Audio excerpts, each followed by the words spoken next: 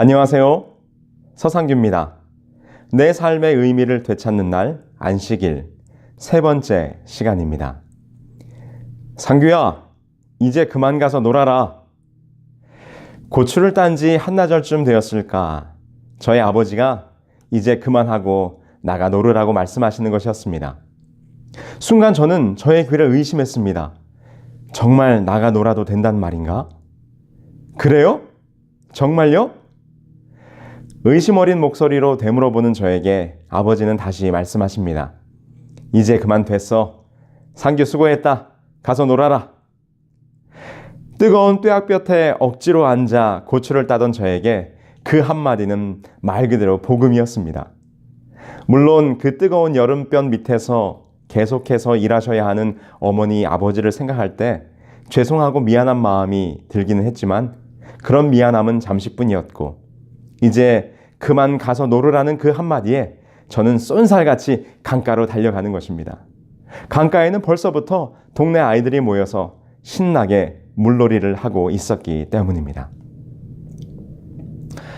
안식일을 기억하여 거룩히 지키라. 엿새 동안은 힘써 내 모든 일을 행할 것이나 일곱째 날은 내 하나님 여호와의 안식일인즉 너나 내 아들이나 내 딸이나 내 남종이나 내 여종이나 내 가축이나 내 문 안에 머무는 객이라도 아무 일도 하지 말라. 이는 엿새 동안에 나 여호와가 하늘과 땅과 바다와 그 가운데 모든 것을 만들고 일곱째 날에 쉬었음이라. 여러분 한번 생각해 보십시오.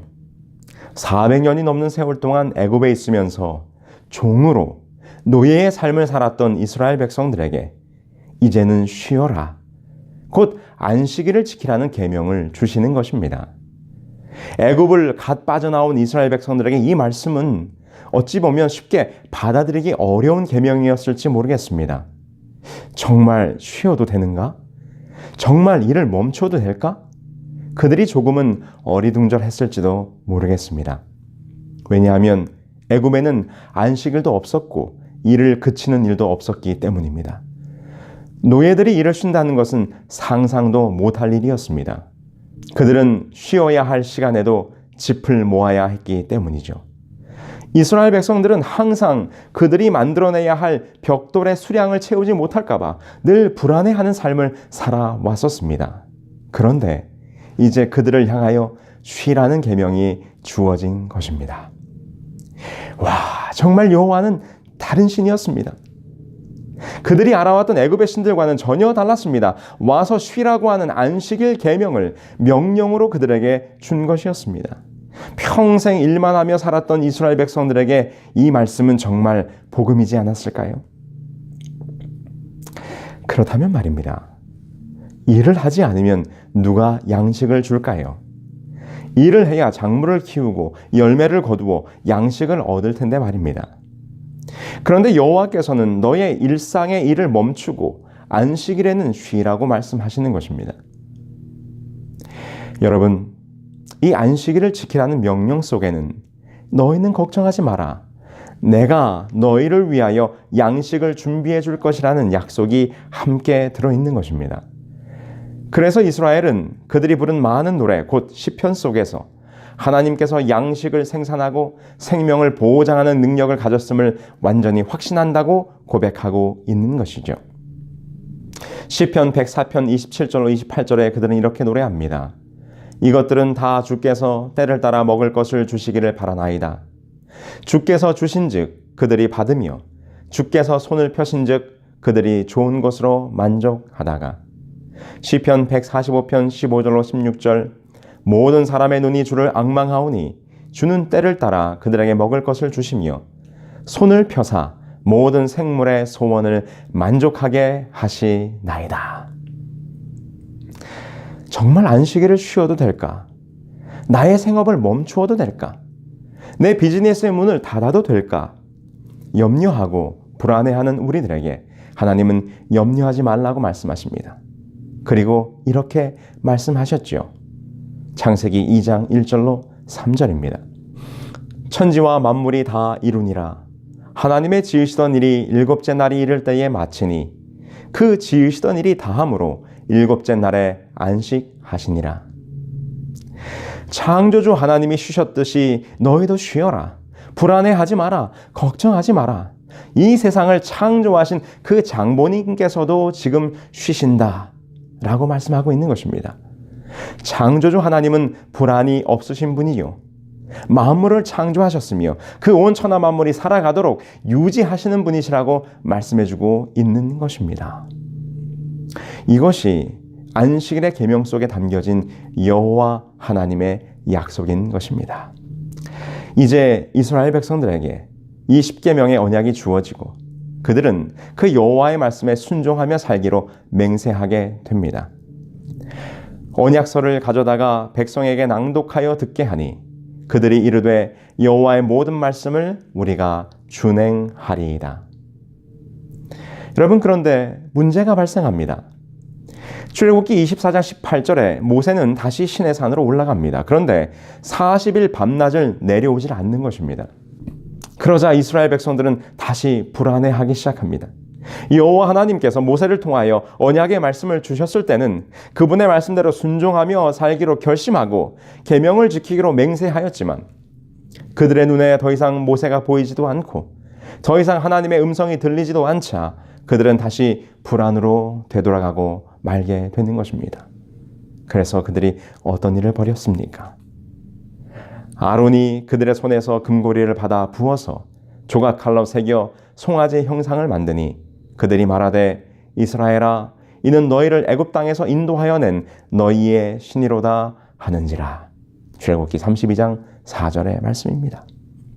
결국 이 이스라엘 백성들은 그들이 가진 금, 그들이 가진 귀중한 귀고리, 그들이 가장 소중히 여기고 탐내는 물건들을 모아서 그것으로 자신들을 위한 신을 만들어내고 말았습니다. 여러분, 이것이 죄로 연약해진 인간의 모습입니다. 불안이 그들에게 몰려올 때 눈에 보이지 않는 여호와의 말씀을 의지하지 못하고 그들의 눈에 보이는 신을 만들게 되는 것입니다. 여러분, 현대판 노예라는 내용으로 종종 섬과 같은 외딴 곳에서 이 노동의 착취를 당하는 그런 끔찍한 내용의 기사를 보신 적이 있을 것입니다. 여기 한 남자가 있습니다. 정신장애 2급에 지적장애 3급인 김명철 씨. 이 섬에서 불법 조업을 하며 노동력을 착취당했습니다. 사실 이 사실이 2008년 SBS의 긴급구조 SOS 24에 보도되면서 2008년과 2011년에 이미 2차례 섬에서 구출되었었습니다. 특별히 2011년 두 번째 구출될 때는 SBS 그것이 알고 싶다와 친형이 직접 데려갔기 때문에 드디어 이 명철 씨의 현대판 노예 생활이 끝나는가 싶었습니다. 그런데 최근에 이 명철 씨가 다시 이 전라남도 영광의 한 섬에서 발견되었다는 것입니다. 수소문 끝에 명철 씨를 만났고 그는 임금을 받지 못한 채 일을 하고 있었습니다.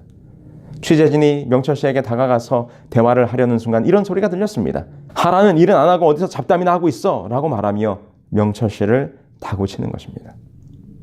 근데 놀라운 것은 마을 사람들도 대부분 이 명철 씨의 존재를 알고 있었습니다. 짐승보다 못한 삶을 살고 있다는 마을 주민들의 증언도 함께 들렸습니다.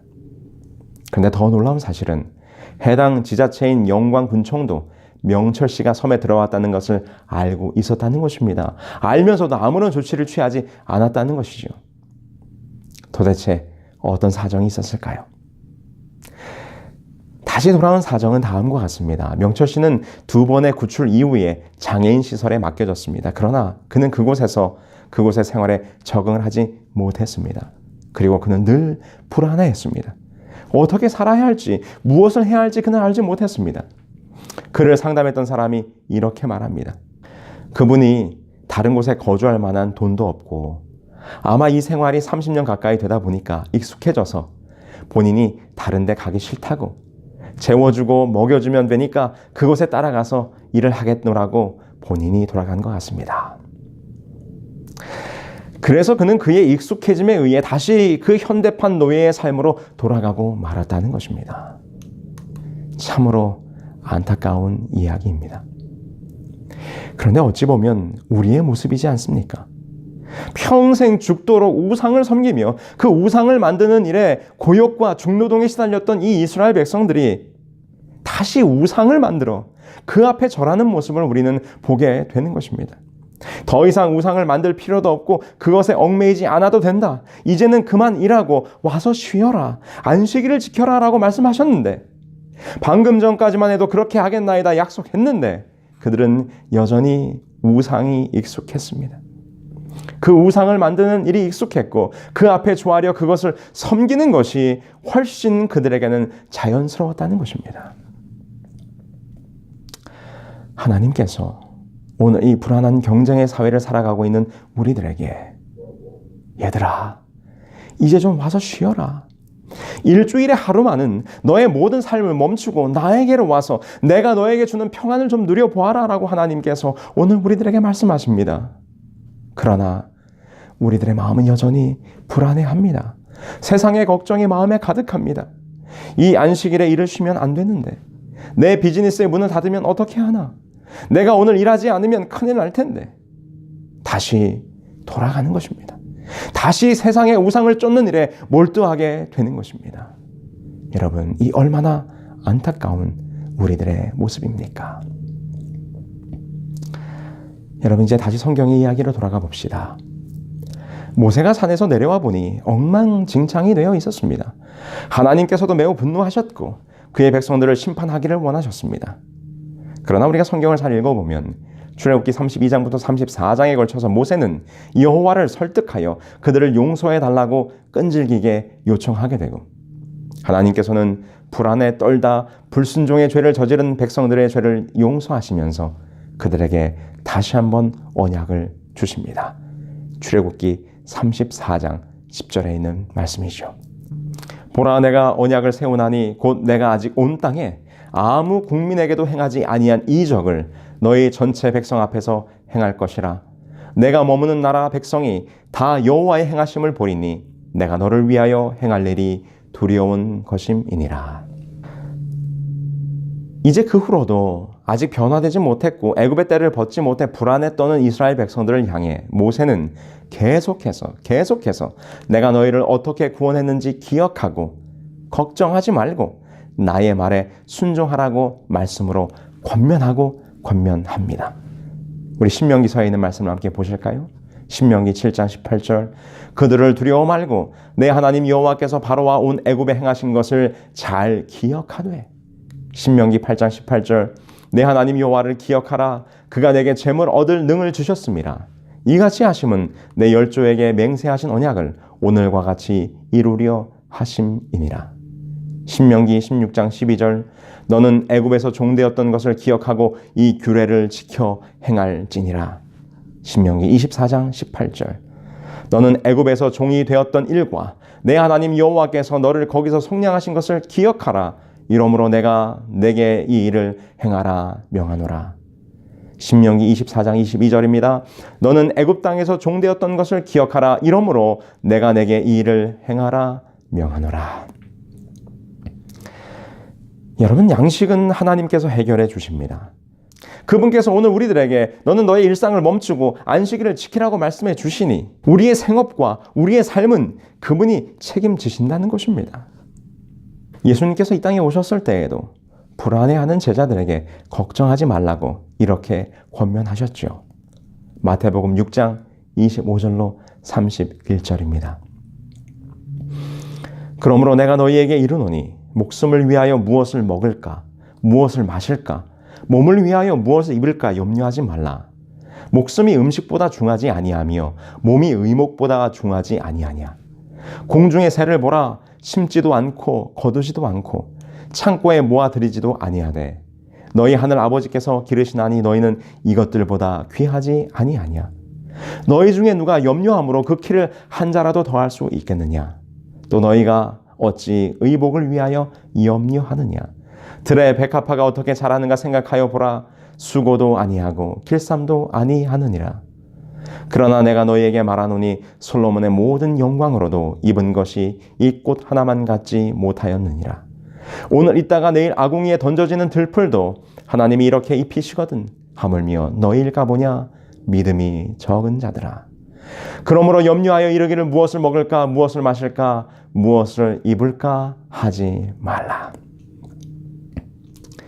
여러분, 안식일은 쉼입니다. 일주일 중에 하루, 그 일곱째 날을 정해놓고 공식적으로 쉬는 날입니다. 이 쉼은 우리로 하여금 기억하게 해줍니다. 무엇을요? 안식일은 애굽의 시절을 떠올려주며 그 지극한 고역에서 해방시켜 주신 여호와가 누구이신지를 상기시켜주는 날입니다. 그래서 안식일을 지키는 자들은 자유롭게 사는 존재들이 되는 것이죠. 안식일은 벽돌을 마감해야 하는 불안감에서 해방되어 자유를 만끽하는 축제의 날인 것입니다. 여러분, 오늘 강의의 첫 이야기로 한번 돌아가 볼까요? 나가 놀아라, 이 한마디에 강가로 놀러 나간 저에게는 근심이나 걱정이나 불안이 있었을까요? 고추 농사가 어떻게 되려나? 잘 따서 잘 팔리려나? 오늘 고추를 잘 따야 출하 시간을 맞출 텐데, 이런 걱정을 제가 했을까요? 아니요. 어렸던 저는 아버지가 나가 놀아라 하는 그 한마디에 모든 것을 잊고 해가 지도록 강가에서 고기 잡고 물놀이 하면서 신나게 시간을 보냈습니다. 저에게는 아무런 걱정이나 불안이 없었습니다. 왜요? 어떻게 그럴 수 있었습니까? 네, 그렇습니다.